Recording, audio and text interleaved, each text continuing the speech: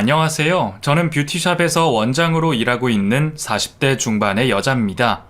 저는 주로 메이크업을 담당해서 일을 하고 있어요. 5월의 신부라는 말이 있듯이 5월에는 정말 결혼을 하는 분들이 많으신데요. 화사하게 웃으며 행복해하는 신부님들 웨딩 메이크업을 해드리다 보면 이분들이 꼭 행복하게 좋은 짝과 평생 잘 사셨으면 좋겠다고 바라고 있어요. 저는 그렇지 못했거든요. 저는 어릴 때 철 모르고 했던 결혼에서 완벽하게 실패를 맛본 후에 지금까지 혼자서 살고 있습니다. 그때 정말 결혼 생활에서 상처도 많이 받고 질릴 대로 질려서 다시는 결혼은 하지 않겠다고 다짐했거든요. 5월이 되고 결혼하는 커플들이 많아지다 보니 그때 생각이 났어요. 결혼 당시에는 정말 고통스러웠고 저에게는 씻을 수 없는 기억으로 남았습니다. 복수 아닌 복수까지 해줬지만 여전히 그때 기억을 하면 속에서 용암처럼 뜨거운 것이 울컥 치밀어 오를 때가 있어요. 이런 제 울분을 많은 분들에게 털어놓고 싶어서 사연을 보냅니다. 우선 저는 어머니와 단 둘이서 살았습니다. 아버지는 제가 초등학생일 때 일을 하시다가 사고로 돌아가셨어요. 갑작스럽게 아버지를 잃고 나서 어머니는 정신을 놓을 만큼 괴로워하셨습니다. 언제나 크고 듬직했던 아버지가 이 세상에 우리 곁에 없다는 걸 저도 믿을 수가 없었어요. 어머니는 아버지가 돌아가신 후에 작은 미용실을 차리시고 미용사로 일을 하셨습니다. 저희는 미용실에 딸린 작은 단칸방에서 생활을 했어요. 아버지가 살아계실 때 함께 살던 아파트가 있기는 했는데 어머니는 아버지의 흔적이 남아있는 그 집에서 살 수가 없다고 하셨어요. 그렇다고 아버지의 유품을 정리할 수도 없다고 하셨습니다. 예지야, 엄마는 그 집을 그냥 그대로 두고 싶어.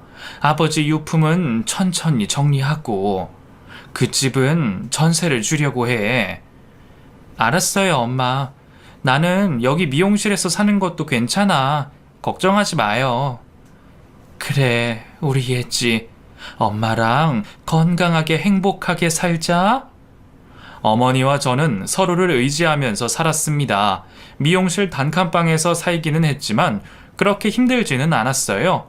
요리를 해먹을 수도 있었고 갖출 건 다 갖추고 살았거든요. 다른 친구들 부럽지 않게 누릴 거 다 누리면서 저는 성장해 갔습니다. 어머니는 평생을 갑작스럽게 잃게 된 아버지에 대한 그리움을 품고 사셨어요. 하지만 마음이 약한 분은 전혀 아니었습니다. 어머니는 아버지의 빈자리를 채우고도 남을 만큼 든든한 제 버팀목이 되어주셨어요. 저희 모녀는 아버지가 남긴 유품을 미용실 창고에 두고 살았습니다. 아버지의 채취가 묻어있는 옷가지들을 버릴 수가 없었거든요. 하지만 옷에 곰팡이가 피고 낡기 시작하면서 어머니가 큰 결단을 내리셨습니다. 예지야, 이제 아빠 유품 정리하자. 아빠 유품 정리해도 우리 마음속엔 아빠는 여전히 살아있을 거니까. 그래요, 엄마. 이제 아빠 보내드려요. 어머니와 함께 소각장에 가서 아버지의 유품을 태우면서 얼마나 울었는지 모릅니다. 그때 제 나이가 중학교 1학년일 때였어요. 어머니의 미용실에서 생활을 하다 보니 저도 자연스럽게 미용과 관련된 일에 관심을 갖기 시작했습니다. 어머니는 사실 조금 반대를 하셨어요. 원래 본인이 하는 일이 힘든 걸 아니까 자식은 다른 일을 하기를 바라는 게 부모 마음이잖아요. 우리 딸 미용이 하고 싶어? 엄마는 우리 딸이 다른 꿈도 가져봤으면 좋겠는데. 엄마, 저는 좋아하는 일을 하고 싶어요. 좋아하는 일에서 최고가 되는 게 제 목표예요. 제가 좋아하는 일이 미용과 관련된 거고요. 이것도 전문직이잖아요. 걱정 마세요. 제가 잘 해볼게요. 그래, 예지가 그렇게 진지하게 생각하고 있는 거라면 엄마가 반대할 이유는 없지. 알았어. 엄마 도움 필요하면 언제든지 이야기하고 내가 다 해줄 수 있으니까. 고마워요, 엄마. 그래서 고등학교는 미용 전문 고등학교에 입학을 하게 되었어요. 고등학교에 다니면서 미용사 자격증을 취득했습니다. 그리고 졸업 후에는 학원을 다니면서 메이크업 자격증을 취득하게 되었습니다. 그 학원에는 연기자 지망생들도 다니는 학원이었어요. 저는 특수분장도 배웠기 때문에 연기자 지망생들을 상대로 특수분장을 해주는 실습도 하고는 했습니다. 그러다가 문제의 전 남편을 만나게 되었어요. 당시 제 나이가 21였어요. 자격증도 취득했고 취업 전선에 뛰어들 일만 남은 시기였습니다. 메이크업 학원에 다니면서 그 사람과 자주 부딪히면서 안면을 익히다가 친목 도모를 위해서 가진 회식 자리에서 그 사람과 같은 테이블에서 이야기를 나누게 되었습니다. 훤칠하니 키도 크고 잘생긴 외모 덕분에 학원에서 인기가 많던 사람이었어요. 그 사람이 저에게 먼저 말을 걸었습니다. 예지 씨는 이제 학원 그만두시는 건가요? 네, 저는 이제 취업해야죠. 성준 씨는 어디 캐스팅된 곳 없어요? 저는 이번에 단역으로 영화 촬영 시작했어요. 우리 현장에서 만날 수도 있겠네요. 예지 씨 실력이 워낙 좋아서 일도 많이 할 것 같은데. 그렇게 봐줘서 고마워요. 우리 현장에서 만나면 반갑게 인사해요. 저는 대수롭지 않게 그렇게 말을 했습니다. 그리고 저는 서울 청담 쪽에 있는 뷰티샵에 막내로 취업을 하게 되었어요. 연예인도 많이 오고 유명한 가게였습니다. 저는 막내로 선배들 뒤치다꺼리를 하면서 일을 배우고 있었어요. 저도 얼른 손님에게 화장을 해드리고 싶었는데 그러기에는 아직 경력이 부족했습니다. 선배들의 히스테리를 다 받아내며 일을 하다가 우연히 학원에서 알았던 연기자 지망생 성준이를 보게 되었어요. 예지씨, 여기서 일해요?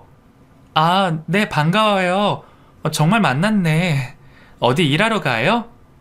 네, 그 단막극에 단역으로 출연하게 됐는데 메이크업 좀 받으려고 왔죠. 그나저나 연락처가 어떻게 돼요? 연락처요? 네, 뭐 그때 물어봤어야 했는데 소식 궁금했거든요. 저는 손님이니까 자주 마주칠 수도 있겠다 싶어서 연락처를 주고받았어요. 그런데 그날 이후로 그 인간이 저에게 주구장창 연락을 했습니다. 자기가 뭘 하고 있는지 제가 뭘 하는지 궁금해했어요. 그 사람은 저보다 3살이 많았거든요.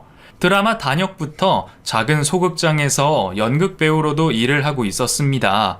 그리고 본인이 출연하는 연극을 보러 오라고 티켓을 주겠다고 해서 스트레스나 풀 겸 연극을 보러 갔어요. 무대 위에서 열연을 펼치며 본인 일에 열심인 그 사람을 보니까 멋있다는 생각이 들더라고요. 원래 자기 일 열심히 하는 사람들은 누구든 멋있어 보이는 거잖아요. 연극을 마치고 저는 집으로 돌아가려고 했는데 그 사람이 저에게 전화를 걸어서 같이 식사를 하자고 했습니다. 예지야, 공연 어땠어? 재밌게 봤어? 네, 재밌더라고요. 멋있었어요. 너도 이제 나한테 반말해. 존댓말 하니까 거리감이 느껴지네. 아, 제가 말을 잘 못 놔서. 사실 나 너 좋아해. 너랑 거리감 확 좁히고 싶은데 그래도 되지? 네? 그 사람의 말에 당황스럽기는 했는데 저도 모르게 웃음이 나왔습니다. 그날 이후로 그 사람과 연인 관계가 되었어요. 저희 어머니에게 그 사람의 연극을 보러 갔던 일과 사귀기로 한 일에 대해 모두 말씀드렸습니다. 저희 어머니는 제 표정이 밝아진 걸 보시고 그저 잘 사귀어 보라고 하셨어요. 우리 예지가 이제 연애도 하고 엄마가 다 뿌듯하네. 잘 만나봐. 좋은 사람이지? 나한테 잘해주고 좋아해주니까 좋은 사람이지 뭐. 그래, 아직 20대 초반인데 연애도 많이 해보고 그래야지. 우리 예지 연애하니까 얼굴이 확 폈네. 그 사람은 일이 생길 때만 일을 하는 프리랜서였기 때문에 시간이 많았어요. 그래서 제가 퇴근을 하면 꼭 저를 데리러 와주고는 했습니다. 자상한 성격에 자신의 미래에 대한 확신도 있고 열정도 있어서 저도 점점 그 사람에게 빠져들었어요. 저는 연애를 하면서도 일을 열심히 한 덕분에 1년 후에는 제 손님을 받을 수 있게 되었습니다. 그리고 그 사람과 연애한 지 2년이 지나서 그 사람이 저에게 청혼을 했습니다. 예지야, 나 매일 데이트하고 너 집에 보내는 거 이제는 하기 싫어. 너랑 내내 함께 있고 싶어. 우리 결혼하자. 저는 아직 어린 나이였고 결혼에 대해 진지하게 생각해 본 적이 없었어요. 그래서 솔직하게 잘 모르겠다고 말했습니다. 현실적으로 난 아직 어리고 내가 이루고 싶은 꿈도 있는데 결혼하면 아이도 낳아야 되고 힘들지 않을까? 예지야, 아이는 천천히 가지면 되지. 결혼하고 나서도 너 일해. 나도 일 열심히 해서 꼭 유명한 배우가 될 거야. 너 하고 싶은 일 편하게 할 수 있게 내가 도와줄게. 저는 그 말을 철석같이 믿어버렸습니다. 지금도 시간을 되돌릴 수만 있다면 그때로 되돌아가서 그 인간과 작별을 고하고 싶은 심정이에요. 하지만 이미 벌어진 일이니 어쩔 수 없죠. 저는 저희 어머니에게 그 사람과 결혼을 하고 싶다고 말씀을 드렸습니다. 엄마, 나 성준 씨랑 결혼할까 해. 그 사람이 청혼을 했어. 뭐? 너무 이른 거 아니니? 네 나이가 이제 24인데. 나도 그렇게 생각했는데 어차피 그 사람이랑 결혼할 거 빨리 하는 것도 괜찮겠다 싶어서. 아휴, 아무리 그래도 그렇지. 저희 엄마는 제가 결혼을 한다고 하자 걱정을 많이 하셨습니다. 제가 봐도 제 딸이 이른 나이에 직업도 확실치 않은 남자와 결혼을 한다고 하면 반대를 했을 거예요. 하지만 전 남편은 결혼 전에 저희 어머니를 찾아와서 점수를 많이 땄습니다.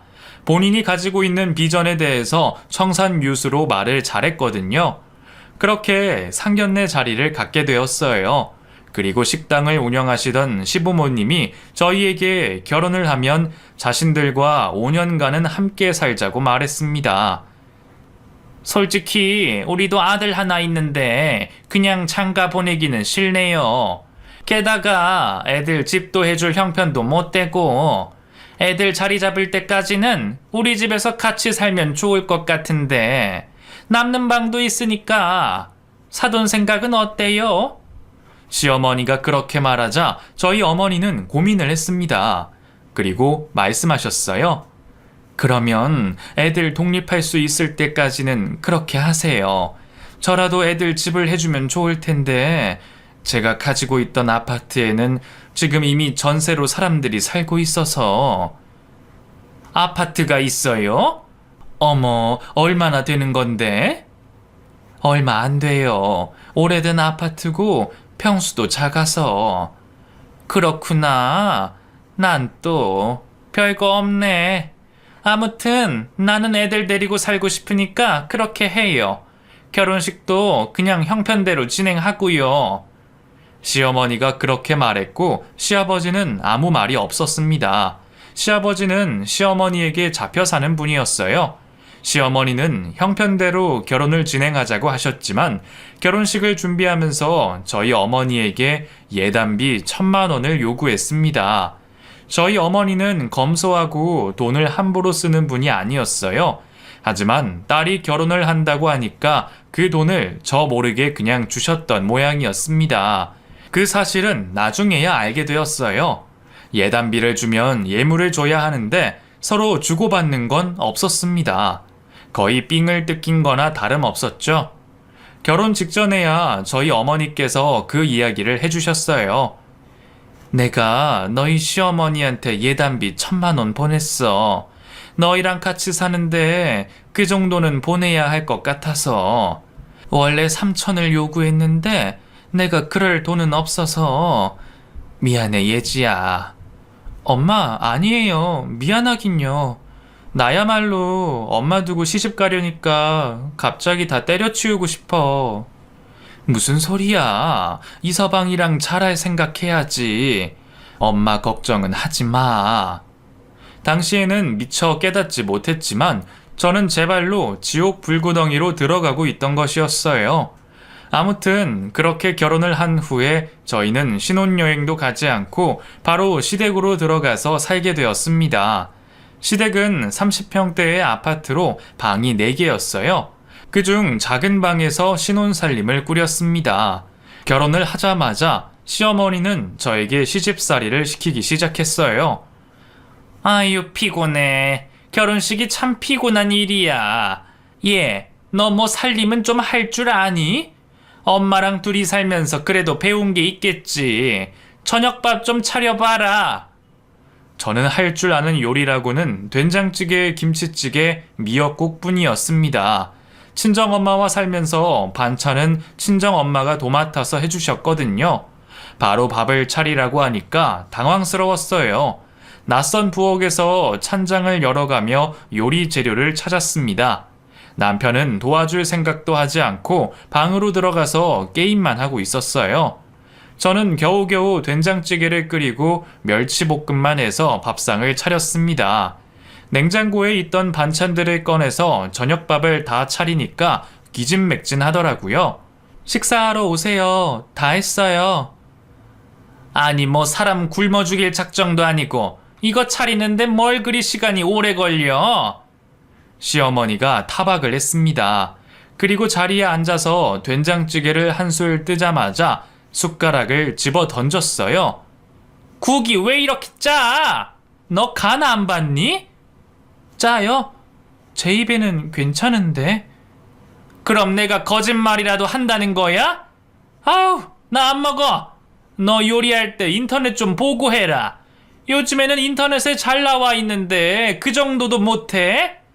시어머니가 그렇게 타박을 하는데 눈물까지 찔끔 나올 정도로 서러웠습니다. 그리고 말로만 듣던 시집살이를 이렇게 당하며 살게 되었다는 자각이 들었어요. 남편을 봤더니 남편은 아무 말 없이 밥을 꾸역꾸역 입에 쳐넣기만 했습니다. 식사를 다 마친 후에 설거지까지 하고 제 신혼방으로 돌아와서 제가 남편에게 투정을 부렸어요. 오빠는 거기서 왜 아무 말도 안 해? 내 편 좀 들어주지. 그렇게 맛있게 먹었으면서. 나는 중립이야. 내가 누구 편들면 두 사람 다 힘들게 되어 있어. 우리 엄마도 처음이라 저러시지 금방 편하게 해주실 거야. 하지만 그 말대로 되지 않았어요. 시집살이는 점점 더 심해지기만 했습니다. 제가 일을 하고 퇴근을 할 시간이 되면 시어머니는 본인들이 운영하고 있는 식당에 와서 일을 도우라고 했어요. 피곤한 몸을 이끌고 저녁도 먹지 못한 채 식당에 가서 밤 11시까지 홀서빙을 해야 했습니다. 시어머니는 항상 그게 당연한 거라고 말했어요. 너희가 집세도 안 내고 우리 집에서 살고 있는데 몸으로라도 때워야지. 안 그래?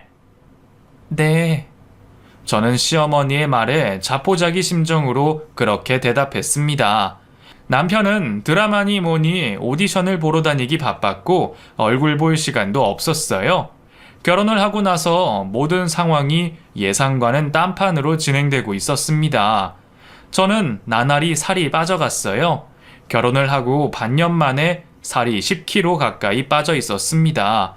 주말이 되면 집에서 기절한 듯이 잠을 자다가도 밥 시간이 되면 식사를 차려야 했어요. 정말 식모가 따로 없었네요. 지금 생각해보면 왜 그러고 살았는지, 그러다 보니 저희 친정엄마를 만날 시간도 없었습니다. 가끔 짬을 내서 통화를 하면 목소리만 들었는데도 눈물이 흘러나왔어요. 그래도 걱정하실까봐 제가 시집살이하고 산다는 이야기는 할 수가 없었습니다. 저는 겉으로는 티를 내지 않았지만 속으로 점점 더 골마가고 있었어요. 게다가 남편은 결혼한 후에 저에게 소홀해지기만 했습니다. 본인이 출연하는 연극 공연이 있으면 꼭 저를 초대하고는 했는데 결혼 후에는 공연을 해도 저를 부르지 않았어요. 그렇게 저에게 고통스러운 시간이 흐르기만 했고 그날은 웨딩 촬영을 앞둔 신부의 화장을 해주고 있었는데 모르는 번호로 전화가 걸려왔습니다. 일을 하던 중이라서 받지 않으려고 했는데 끈질기게 전화가 와서 결국에 전화를 받았어요. 그리고 청천벽력 같은 소리를 듣게 되었습니다. 여보세요? 그 혹시 한명자 씨 따님이십니까? 네? 네, 그런데요? 그 한명자 씨가 지금 쓰러져서 병원으로 이송 중이거든요. 그 얼른 와주셔야 할 것 같아요. 그 말을 듣고 머릿속이 새하얘지면서 심장이 내려앉는 기분을 느꼈어요.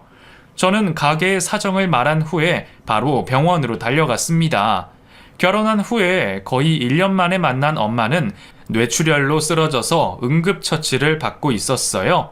제가 할 수 있는 게 없어서 저는 발을 동동 구르며 믿지도 않는 온갖 신에게 제발 저희 엄마를 살려달라고 기도하고 있었습니다. 다행히 응급수술을 마친 저희 친정엄마는 하루 뒤에 의식을 회복했어요. 시어머니와 남편이 왜 집에 오지 않냐고 저에게 전화를 했어요. 너 지금 제정신이니? 어디 말도 없이 외박을 해? 어머니, 저희 친정엄마가 뇌출혈로 쓰러지셔서 지금 수술 받으셨어요. 뭐? 뇌출혈? 어머, 그래서 언제 올 건데? 네? 엄마 아직 회복 중이어서 집에 언제 갈지 모르겠어요. 아유, 진짜. 알았어. 끊어. 시어머니는 걱정 한마디를 하지 않았습니다. 그 말을 듣고 나니 내가 무슨 부귀 영화를 누리겠다고 결혼을 해서 그 고생을 하고 살았나 갑자기 정신이 퍼뜩 들었어요. 남편도 공연 준비 때문에 오지 못한다며 전화를 끊었습니다. 저희 친정엄마는 수술 후에 의식은 회복하셨지만 뇌출혈 후유증으로 몸 오른쪽이 전부 마비가 되었습니다. 그래서 말씀도 어눌하게 하시고 잘 움직이지도 못하셨어요. 오른손잡이였던 어머니에게 제가 손수 밥을 떠먹여 드려야 했습니다. 저는 제가 다니던 뷰티샵에 사정을 이야기하고 겨우 2주일만 일을 뺄 수 있었어요. 저는 친정엄마 옆에서 간병을 하면서 지냈습니다. 그리고 결혼하고 나서 친정엄마를 찾아뵙지도 못하고 살았던 세월에 대한 후회가 막심했어요. 힘없이 병실에 누워있는 엄마의 모습을 보면서 눈물을 흘렸습니다. 엄마는 그런 저를 보고 어눌한 말투로 위로를 해주셨어요. 예지야, 엄마 괜찮아. 울지 마. 엄마, 미안해. 내가 진작 자주 가봤어야 했는데. 의사는 회복은 빠르지만 마비가 된 상태이기 때문에 재활 운동이 중요하다고 말했어요. 친정엄마 혼자서 지내시던 미용실 단칸방에 보낼 수는 없었습니다. 그래서 재활병원에 예약을 해두고 당분간은 시댁에서 어머니를 모시고 함께 지내려고 생각했어요. 퇴원을 앞둔 날에 시어머니에게 전화를 걸어서 그 이야기를 했습니다. 너희 엄마 아직도 병원이니? 너 언제 와? 할 일이 쌓였어. 어머니, 저희 엄마 퇴원하고 당분간 저랑 같이 지내셔야 할 것 같아요. 제가 다시 일도 나가야 하고 일주일만 저희 엄마랑 같이 지낼 수 없을까요? 혼자서는 아무것도 못 하세요. 일주일 뒤에 재활병원으로 입원하실 거니까 그때까지만. 뭐? 이젠 하다 별 일주일이면 되는 거야? 네. 아우, 알았어. 얼른 오기나 해. 너 없으니까 집안 꼴이 말이 아니야. 저는 친정엄마의 짐을 미용실에서 챙겨와서 퇴원 수속을 마치고 시댁으로 친정엄마와 함께 들어갔습니다. 식당에 일을 하러 가서 집에는 아무도 없었어요. 저는 엄마가 지내실 방으로 남편이 쓰던 컴퓨터 방에 이부자리를 깔아드렸습니다. 그러고 있는데 꺼지지 않은 컴퓨터 메신저에 메시지가 뜨더라고요. 뭔가 싶어서 봤는데 남편이 웬 여자와 대화를 나누고 있었습니다. 대화 내용을 거슬러 올라가 보니 둘이서 연극 공연을 하면서 만난 사이더라고요. 저와 결혼을 한 직후부터 썸을 타다가 그 여자의 자취집에 드나들었던 모양이었습니다. 제가 그렇게 시집살이로 고생을 할 때 남편은 뒷구멍으로 딴짓을 하고 있던 거였어요. 둘이 다정하게 찍은 사진도 있었는데 그걸 보니까 피가 거꾸로 솟는 기분이었습니다. 아무리 그래도 저를 두고 바람을 피울 거라고는 상상도 못했거든요. 그 사람만 믿고 버티던 세월이 한순간에 파도에 휩쓸리듯 쓸려 나가는 듯 했습니다. 이부자리에 누웠던 저희 친정엄마가 눈치를 채고 저에게 말씀하셨어요. 예지야, 무슨 일이야? 아니야, 엄마. 아무것도 아니야. 엄마 쉬어요. 저는 친정엄마에게 차마 사위가 바람을 피웠다고 말할 수가 없었어요. 저는 남편에게 따져 묻기 위해 남편이 바람 피운 흔적들을 제 메일로 보내두었습니다. 그러고 있는데 시어머니로부터 전화가 왔어요. 집에 돌아왔으면 식당에 일을 하러 오라고 했습니다. 저는 육체적으로도 너무 피곤했고 정신적인 충격까지 받은 상태라서 가지 않겠다고 말했어요. 어머니, 제가 오늘은 너무 힘들어서 쉬어야 할 것 같아요. 내일 바로 출근도 해야 하고요. 뭐? 이게 미쳤나? 잔말 말고 당장 와! 아무리 그러셔도 저 못 가요. 끊을게요. 저는 전화기를 꺼놓은 채 친정엄마 옆에서 잠이 들었습니다. 그리고 요란한 소리가 나서 깼더니 시어머니가 문을 활짝 열고 불을 킨 채로 저를 저승사자처럼 노려보고 있었어요. 팔자 좋네.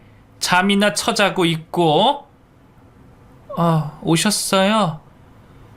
내가 너희 엄마 일주일간 우리 집에서 지내시라고 사정까지 받으렸는데 어떻게 그렇게 양심도 없이 식당 일 도우러 오지 않겠다고 말을 하니? 안 본 새에 너도 뇌에 이상이라도 생긴 거 아니야? 저희 친정엄마도 옆에 있는데 그렇게 막말을 하는 시어머니를 보고 어처구니가 없었습니다. 그래서 남편이 바람 피운 사실을 모두 털어놨어요. 어머니, 성준씨 다른 여자 만나는 거 아세요? 제가 울면서 그렇게 말하자 시어머니는 별 대수롭지 않은 일이라는 듯이 말했어요.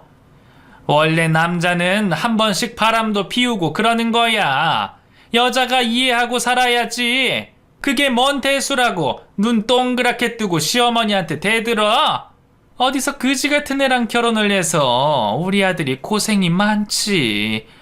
에휴, 나 들어가서 쉰다. 제가 시어머니의 말을 듣고 대성통곡을 하며 울기 시작하자 한 손만 움직일 수 있었던 저희 친정엄마가 왼손으로 제 눈물을 닦아주고 등을 쓰다듬어 주셨어요. 겨우 진정을 하자 친정엄마가 저에게 말했습니다. 예지야, 너 이혼해. 엄마, 이혼하라고? 나도 그러고 싶어. 근데 이대로는 억울해서 못하겠어. 이혼해. 엄마가 너 줄 것 많아. 그게 무슨 소리야. 우선 엄마 재활병원 입원하면 그때 내가 알아서 할게요. 엄마 너무 신경 쓰지 마. 미안해. 이런 모습 보여서. 화가 나서 그런지 추워서 그런지 시간이 지날수록 온몸이 부들부들 떨려왔어요. 그런데 알고 보니 시어머니가 저희 어머니와 제가 있던 방에 난방을 꺼버렸더라고요. 어처구니가 없었습니다. 다시 난방을 켜고 저는 친정엄마 옆에서 잠이 들었고 남편은 연락도 되지 않은 채로 외박을 했어요. 저는 다음날 바로 출근해야 했습니다. 2주간이나 제 자리를 비웠기 때문에 일을 그만두는 한이 있더라도 나가서 정리할 것들이 있었어요. 저는 친정엄마가 드실 밥을 식탁에 차려두고 엄마에게 아무 걱정 말고 편히 쉬시라고 신신당부를 한 후에 무거운 발걸음을 떼고 집을 나섰습니다. 오랜만에 출근을 하니 밀린 일이 많았어요. 저는 그날 식당이 쉬는 날이라 집에 계신 시어머니에게 전화를 해서 저희 친정엄마 잘 부탁드린다고 말을 했습니다. 귀찮다는 듯이 전화를 받기는 했지만 별일이야 있겠나 싶었어요. 저는 퇴근을 하고 불이 나게 시댁으로 돌아갔습니다. 그런데 있어야 할 저희 친정엄마가 집에 없었어요. 신발도 그대로인데 집에 아무도 없어서 무슨 일인가 싶었습니다. 그러고 있는데 고기를 먹고 왔는지 고기 냄새와 술 냄새를 풍기며 시어머니와 시아버지가 현관으로 들어서고 있었어요. 어머니, 저희 엄마 어디 있어요? 너희 엄마? 아까 나갔어. 저희 엄마 지금 거동도 불편하신데 어딜 나가셨다는 거예요? 내가 너희 엄마가 화장실 가는 거 가만히 보고 있다가 갑자기 액자 떨어지는 바람에 발등을 찧었잖아. 그 얼마나 아팠는 줄 알아? 시어머니는 알아들을 수 없는 말을 했습니다. 그게 저희 엄마랑 무슨 상관이에요? 재수 없어서 뇌출혈로 쓰러진 양반이 집에 있으니까 나까지 재수가 없는 거 아니야. 그게 왜 떨어져? 그래서 저희 엄마 내쫓으셨어요? 그래, 내가 화가 나서 너희 엄마한테 나가라고 했다. 너희 엄마가 우리 집에 있으니까 부정 타는 것 같아서. 그랬더니 기다렸다는 듯이 바로 가버리던데. 그 말을 듣고 저는 정말 미칠 것만 같았습니다. 엄동설안에 거동도 불편한 저희 엄마가 맨발로 쫓겨났다는 것에 대해서 믿을 수가 없었어요. 안정을 취해도 모자랄 시기에 어떻게 그렇게 할 수 있는지 시어머니가 악마처럼 보였습니다. 저는 그 길로 저희 친정엄마를 찾기 위해 동네를 헤매고 다니다가 설마 미용실로 돌아가신 건가 싶어서 바로 걸어서 1시간 반 거리의 미용실로 달려갔어요. 그런데 아니나 다를까 저희 친정엄마가 미용실에 딸린 단칸방에서 기진맥진한 상태로 시름시름 앓고 계셨습니다. 발에는 상처들이 가득했고 피가 나고 있었어요. 저는 그런 엄마를 보자마자 눈물을 터뜨리며 엄마의 발에 약을 발라드렸습니다. 엄마, 미안해. 나 진짜 이혼할 거야. 더 이상은 못 살아. 엄마 괜찮아? 괜찮아. 이거 받아. 친정엄마가 명함을 한 장 저에게 내밀었어요. 변호사 명함이었습니다. 어리둥절해서 보고 있었어요. 엄마는 억지로 힘을 짜내어 말을 했습니다. 그 사람한테 연락해. 몸 상태도 좋지 않은데 1시간 반을 힘들게 걸어온 저희 친정엄마는 결국 의식을 잃어버리셨습니다. 응급차에 실려서 병원에 도착을 했어요. 엄마는 응급처치를 받으셨고 저는 그 변호사에게 전화를 걸었습니다. 저희 어머니가 전화하라고 해서 전화했어요. 한명자 씨요. 아, 그러세요? 어머니한테 무슨 일 있습니까? 그 어머니께서 유언장을 작성하셨거든요. 유언장이요? 네, 그 1달 전쯤에 오셔서 혹시나 싶어서 그렇다면서 유언장 남기셨거든요. 어머니께서 본인도 모르던 재산이 많으셨더라고요. 저희 어머니 지금 병원인데. 아무튼 알겠습니다. 나중에 연락드릴게요. 저희 엄마는 중환자실에서 치료를 받으셨어요. 그제서야 남편에게 연락이 왔고 저는 모든 상황을 다 말했습니다. 저는 엄마가 병원에 계시는 동안 시댁에서 제 짐도 다 빼서 친정엄마 미용실에 옮겨두었고 이혼 서류를 준비해 왔어요. 남편이 오면 바로 이혼 도장을 찍을 생각이었습니다. 그리고 병원에 도착한 남편에게 저는 바로 이혼 서류를 내밀었어요. 예지야, 다짜고짜 이게 뭐야? 소송 안 가는 걸 고맙게 생각하고 이혼 서류 작성해. 내가 너랑 이혼을 왜 해? 너 딴 년이랑 바람 피웠잖아. 그리고 나 식모처럼 시집살이 할 동안 너 뭐 했어? 됐어. 말하기도 입 아프다. 우리 엄마 볼 필요도 없고 그냥 가. 제가 그렇게 말하자 듣고 있던 시어머니가 바락바락 소리를 질렀습니다. 이게 미쳤어? 우리가 병문안까지 와줬더니 뭐가 어째? 아줌마도 그냥 가세요. 인간의 탈을 쓴 악마가 아니고서야 어떻게 엄동설안에 맨발로 저희 엄마를 쫓아낼 수가 있어요? 참나, 어이가 없네. 다들 가시라고요.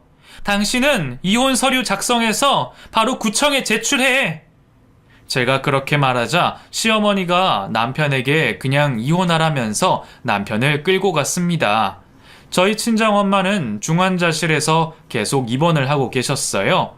그리고 잠시 의식을 차린 적이 있습니다. 그때 저에게 마지막 인사를 했어요. 예지야, 미안해. 엄마 없어도 잘 살아. 알았지? 그 변호사한테 꼭 재산 받아. 엄마, 걱정하지 마. 나 씩씩하게 잘 살게. 근데 엄마랑 같이 살 거야. 엄마 다시 나랑 건강하게 잘 살자. 미안해. 저희 엄마는 그 말을 마지막으로 남긴 채 결국 세상을 등지고 말았습니다. 저희 엄마에게 제가 무슨 짓을 저지른 건지 너무 죄송스럽고 후회가 돼서 저도 엄마를 따라서 죽고 싶은 심정이었어요. 그렇게 일찍 결혼만 하지 않았더라도 엄마 옆에 있었으면 제가 엄마를 지켜줄 수 있었을 텐데 하는 죄책감에 가슴에 멍이 들 정도로 제 가슴을 주먹으로 내리쳤습니다. 하지만 정신을 차리고 장례식을 치르게 되었어요. 저희 엄마 가는 길에 많은 분들이 추모를 해주시기를 바라는 마음이었습니다. 엄마 미용실 단골 분들도 많이 와주시고 시골에 살던 이모도 오셨어요. 그런데 부르지 않은 시어머니가 웬 멀끔하게 생긴 남자와 함께 장례식장을 찾아왔습니다. 시어머니를 보자마자 눈에서 불이 나오더라고요. 여기는 왜 오셨어요? 염치가 있으면 여기 못 오시죠? 그러자 시어머니는 제 손을 붙잡고 말했어요. 며느라, 미안해. 내가 너한테 큰 죄를 지었다. 우리 성준이랑 다시 잘 살아봐. 성준이가 그때 홧김에 이혼 서류 제출하기는 했는데 아직 숙려 기간이거든. 내가 이렇게 용서를 빌게. 아휴, 사돈댁한테 내가 무슨 짓을 한 건지 나도 후회가 돼. 후회해봤자 소용없어요. 근데 이 사람은 누구예요? 변호사인데 우리 집에 왔더라고. 너희 어머니가 네 앞으로 재산을 엄청 남긴 모양이야. 그러니까 변호사가 왔겠지. 네? 변호사는 저에게 인사를 하고 저희 친정엄마가 뇌출혈로 쓰러지기 직전에 재산 정리를 하셨다고 했어요. 저희 친정엄마도 미처 몰랐던 재산이 상당했습니다. 아버지가 가지고 계시던 땅이 있었는데 그 땅이 10배는 넘는 값어치로 뛰어올랐고 아버지가 살아계실 때 함께 지냈던 그 아파트 동네가 재개발이 되면서 아파트 값도 뛰어올랐다고 했어요. 현금으로 20억이 넘는 재산이 남아있다고 했습니다. 그리고 저희 어머니께서 그 재산을 저에게 모두 남긴다는 유언장을 쓰셨다고 했어요. 평소에도 고혈압 약을 먹고 계셨고 본인이 언제 어떻게 될지 모른다고 생각해서 그렇게 하신 겁니다. 그리고 변호사가 저를 찾아서 시댁으로 갔다가 시어머니를 마주친 것이에요. 눈치 빠른 시어머니는 재산과 관련된 이야기인 걸 알고 변호사를 따라서 장례식장에 온 것이고요. 변호사가 저에게 해주는 이야기들을 방문 너머로 몰래 듣고 있던 시어머니는 제가 나가자마자 제 팔을 또 붙잡았습니다. 며느라, 다시 내 며느리 할 거지? 내가 성준이는 정신 차리게 할게. 어머니, 그럼 제가 시키는 일 다 하실 수 있어요? 그럼 뭐든 하지. 그럼 여기 사람들 많은데 제 앞에서 무릎 꿇고 제가 적어드린 대로 3번 외치세요. 뭐? 그래, 알았어. 그 정도도 못할까? 저는 무릎을 꿇고 제 앞에 바짝 엎드린 시모 앞에 A4 용지에 쓴 글자를 들이밀었습니다. 시모는 잠시 망설이다가 얼굴이 시뻘개져서 소리를 질렀어요. 저는 악독한 시어머니입니다. 저는 악마와 다름이 없습니다. 제 며느리와 사돈에게 씻을 수 없는 상처를 주었습니다. 정말 죄송합니다. 저는 인간도 아닙니다. 더 크게 2번 더 외치세요. 시모는 2번 더 같은 말을 반복했습니다. 사람들이 웅성이며 쳐다보고 있었어요. 시모가 다 외친 후에 저에게 이제 됐냐고 물었습니다. 이제 됐지? 그럼 너 다시 내 며느리 하는 거다? 아니요. 저희 엄마 장례식 끝날 때까지 여기서 일 좀 해주세요. 하는 거 보고 결정할게요. 시모는 조문객들에게 음식을 날라주고 설거지도 하면서 제 눈에 잘 들기 위해 노력을 했어요. 그 모습을 보면서 저는 그저 헛웃음이 나왔습니다. 모르는 사람이 보면 그저 시어머니가 거기서 일을 하는 사람인 줄 알았을 거예요. 저는 시모에게 직접 육개장도 만들라고 시켰습니다. 3일 동안 아주 열심히 일을 하더라고요. 장례식 마지막 날에는 전 남편까지 찾아와서 일손을 도우며 제 앞에서 아양을 떨었습니다. 시모가 남편에게 제가 많은 재산을 받게 되었다는 말을 했겠죠. 아무튼 장례식을 다 마친 후 저희 친정엄마를 납골당에 모셨어요. 그 자리에는 두 사람을 따라오지 못하게 했습니다. 저는 마지막으로 엄마를 보내드리며 펑펑 눈물을 쏟았어요. 그리고 엄마가 지내시던 미용실로 돌아가서 엄마의 흔적을 살펴보며 가슴이 찢어지는 듯한 고통을 느끼고 지냈습니다. 그러고 있는데 파렴치한 두 모자가 저를 찾아왔어요. 여기서 뭐해 며느리? 힘들지? 내가 맛있는 갈비찜 해놨어. 얼른 집에 들어와. 아줌마, 그게 무슨 소리예요? 저 대개 아들이랑 이혼한 거 모르세요? 뭐? 너 다시 돌아오기로 했잖아. 그걸 믿어? 내가 너희 두 사람 아주 인생 조져버리고 싶은데 참는 거야. 감사한 줄 알고 돌아가. 꼴도 보기 싫어. 이 더러운 인간들아. 저는 참을 수 없는 분노를 느끼며 미친 사람처럼 악을 써댔습니다. 그런 제 모습을 보고 깜짝 놀란 두 사람은 걸음아 나 살려라 도망을 쳤어요. 그리고 제가 다니던 뷰티샵에 양해를 구한 후에 일을 그만두었습니다. 그리고 저는 물려받은 재산을 어떻게 써야 할지 모른 채로 돌아가신 엄마만 그리워하면서 살았어요. 그런데 어느 날 꿈에 엄마가 나타나셔서 저를 따뜻하게 끌어안고는 저에게 다 잊고 새 출발해서 잘 살라고 말씀하셨습니다. 그 꿈을 꾸고 일어난 아침에 저는 이렇게 살면 안 되겠다는 생각이 들었어요. 돌아가신 부모님 몫까지 최선을 다해 살아야 한다고 생각했습니다. 그래서 물려받은 재산으로 건물을 매입했고 그 건물에 제 이름으로 된 토탈 뷰티샵을 차렸어요. 제가 매입한 건물은 제가 살 때보다 3배 이상 가격이 뛰어 올랐습니다. 전 남편은 여전히 적당한 직업 없이 날백수로 지내며 본인 부모 등골 빨아먹고 산다고 들었어요. 시부모가 하던 식당은 코로나의 여파로 거의 망할 지경에 처해 있다고 했습니다. 저도 알고 싶지 않았던 소식인데 건너 어떻게 알게 되었네요. 그게 다 본인들 업보 아니겠어요. 저는 평생 저희 부모님을 그리워하면서 살게 되겠죠. 하지만 나중에 부모님을 만나게 됐을 때 부끄럽지 않은 자식이 되도록 노력하면서 건강하고 사회에 도움이 되는 사람으로 살려고 합니다. 제 사연을 듣게 될지도 모르는 파렴치한 전 시부모와 전 남편에게 한마디 해도 될까요? 당신들은 지금보다 더 힘들게 살게 될 거예요. 지금 망했다고 슬퍼할 때가 아니에요. 당신들이 저지른 죄값 더 고통스럽게 치르게 될 테니까 기대하고 계세요.